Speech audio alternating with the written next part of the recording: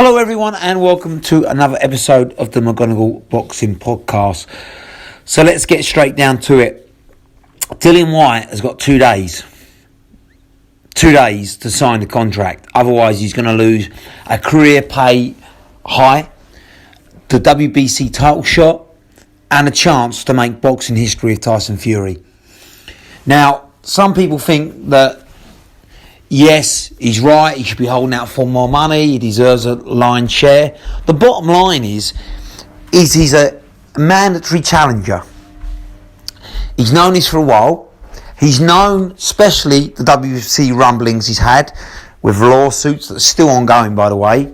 He also knows that when he got knocked out by Povetkin less than 2 years ago, that his stock ultimately was going to take a hit. That's just boxing.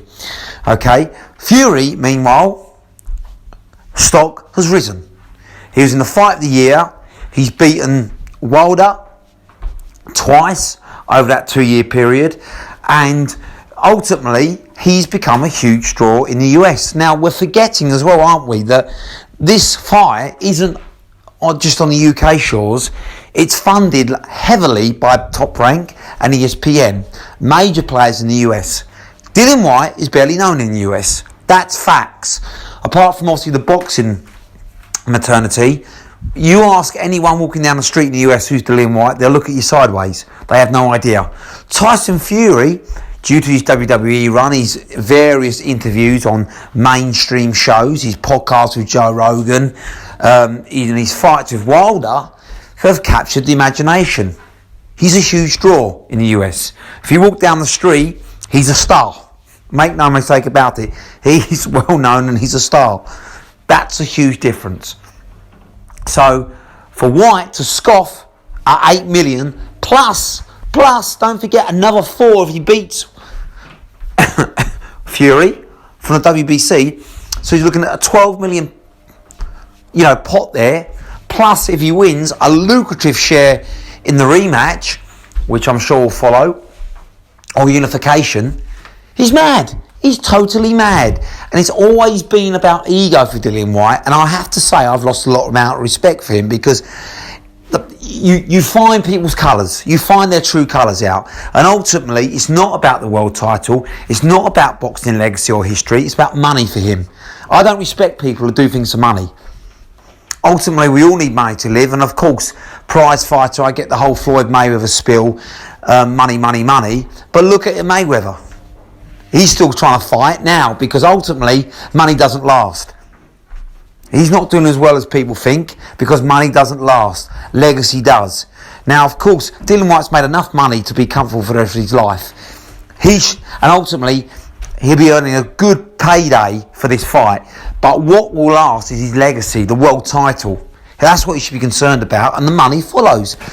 But ultimately, he's chose to go down the money route. And this is where I've lost respect for him. Now, what does he expect? Does he really expect to get a lion's share? It's not going to happen. Does he really expect to get 40% of this fight? It's not going to happen. He's not the WBC champion. He's not the A-team player. You look at Mayweather. You look at Canelo. You look at Anthony Joshua. All these fighters that fight them have to do the same thing. They have to swallow their pride and be the B share. And they have to take a major pay cut. They are 20%. They are not 40%. Tyson Fury has earned that right. He's WBC champion. He's undefeated. He's earned the lion's share of this fight. That's just the bottom line.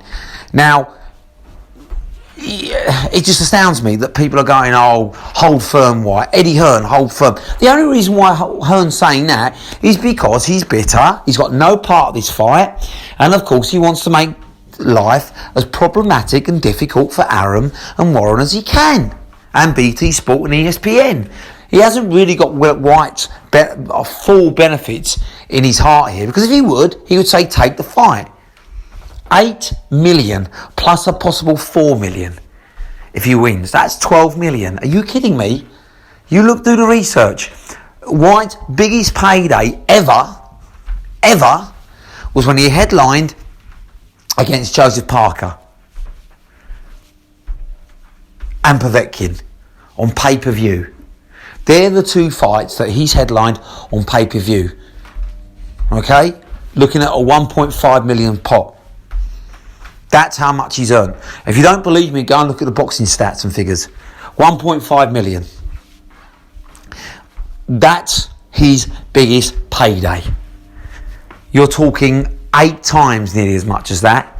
It's insanity he's turning this down for his ego and his pride. It's absolute nonsense. I don't know if he's Team White, his brother, Eddiehearn. They probably all got in the ear and said, listen, you deserve more. He doesn't.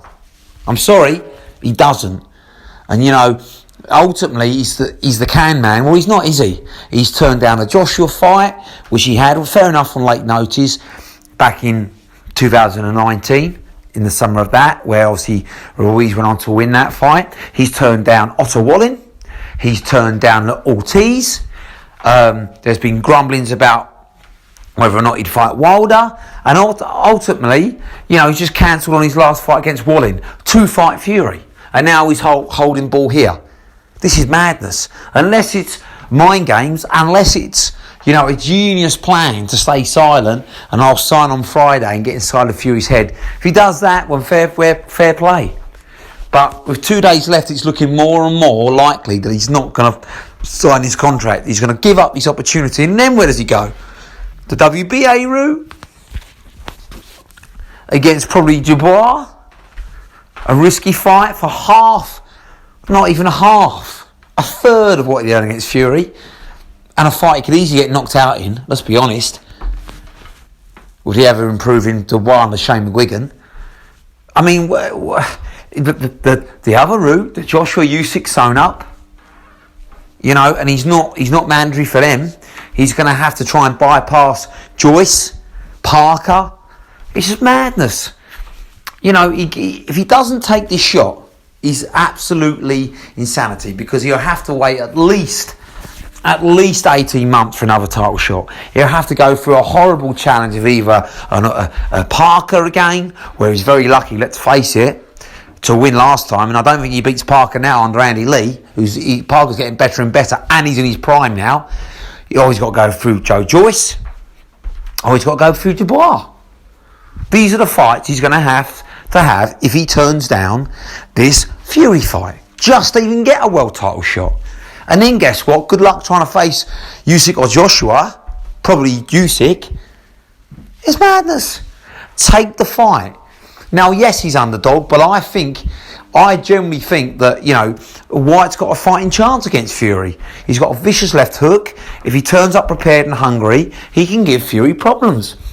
It's not unforeseeable that he knocks Fury out. He's the underdog, and I fancy Fury in that fight, but he's got to fight his chance. Take the fight. It'll be a huge fight. Wembley Stadium, making boxing history in the UK. Make yourself a household name. Win or lose, as long as he puts on a brave effort. Make yourself a US name. Don't turn this fight down for the sake of what?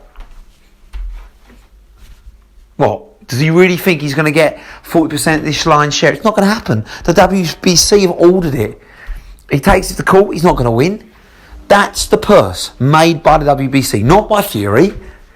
He's the mandatory challenger. So stop the insanity, sign the contract, and let's get it on. Let's have a cracking fight. Let's get your title shot that you've been trying to earn now for 3 years. 3 years you've been waiting for this. Here it is, and now you're trying to turn it down. Absolute insanity. Someone needs to give Dillian Whyte's head a wobble. But it won't be Hearn, because Hearn's got another agenda here, isn't he? Ulterior motive. And it's all about him trying to put the cog in the wheels of frankwarren and bobarum, because he's not involved. That's the bottom line of it. So Whyte needs to think outside the eddiehearn box, think sensibly, and realise this is his big shot. Take it with both hands. When you're given golden opportunities like this, you take it. You don't refuse it. Stop the madness, Whyte, and sign the contract.